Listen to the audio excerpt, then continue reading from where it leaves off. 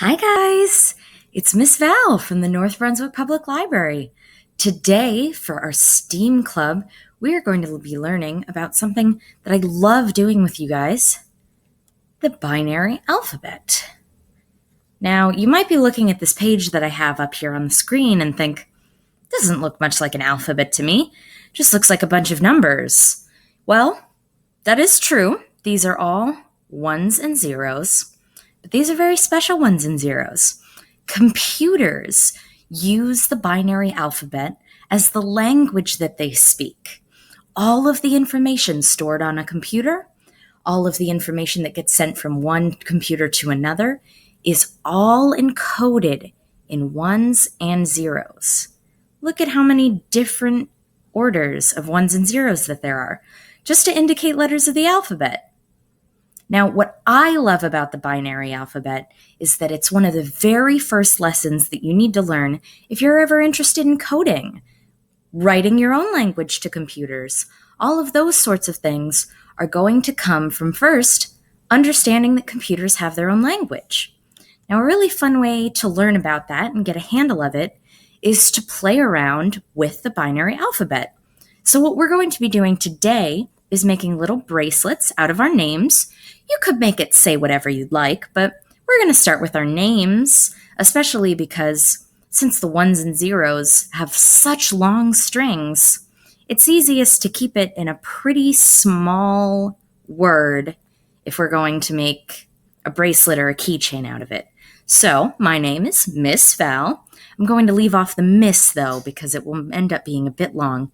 So V looks like this: 1 0 1 0 1 1 0. A, all the way at the top, is 1 0 0 0 0 0 1. And finally, L is down here: 1 0 0 1 1 0 0. So when I'm making a bracelet, I've got beads that I'm going to show you, and we're going to assign a certain color bead to a certain number. One color bead will be a 1, one color bead will be a 0, and one color bead is going to indicate that one letter has stopped and a new letter is starting. All right, you guys think you can do that? You ready for it? And then, once you learn a bit more about the binary alphabet, you can use these numbers to send whatever message you want. It's like a fun little secret code that you can use with your friends, and then one day, you can use it with computers too. I love doing this lesson with you guys. You always really take off with it and have so much fun. So I'm really excited to see what kind of cool stuff we can make. All right, you ready? Let's go. Okay, guys, so for the craft section of this video, you don't even need that many supplies. We've got some yarn, scissors, and different colored beads. So I'm going to assign the color pink to the number 1 and the color purple to the number 0. And I'll put a green bead each time I start a new letter. So the easiest way to do this is to assemble on a flat surface your beads in the correct order first. So let's do that. So instead of the letter V being 1 0 1 0 1 1 0, like it is here on my paper, the letter V is going to be pink purple, pink purple, pink pink purple, and then a green to let you know that we're going to start the new letter, which is A. All right, so I have all my beads set out and ready to go. So first thing I'm going to do is tie off a big knot here in my yarn. Now you can use just about anything. You can use string. If you're making a keychain, you can use that plastic lanyard material. We use that a lot of times when we're in the library working together on crafts.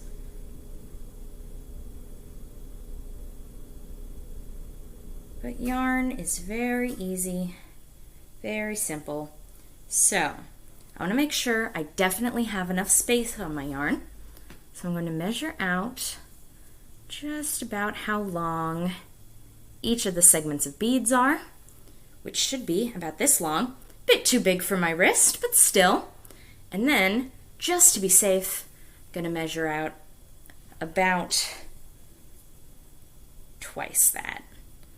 Just because it's so much easier to make something shorter than it is to make something longer, right? So, then we string our beads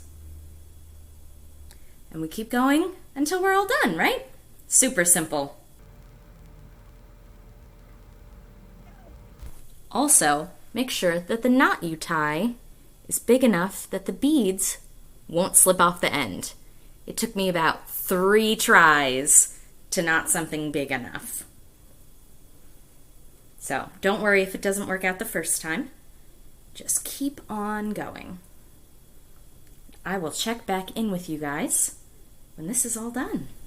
So here is the letter V in the binary alphabet, with pink as the number 1 and purple as the number 0. All right, let's keep going.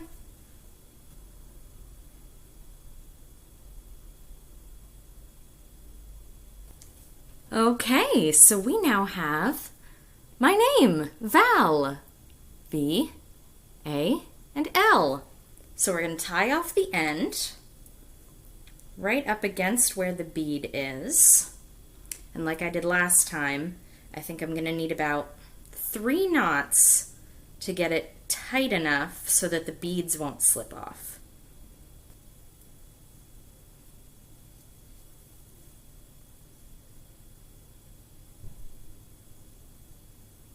All right, now we've got a big knot on the end. These beads aren't going anywhere.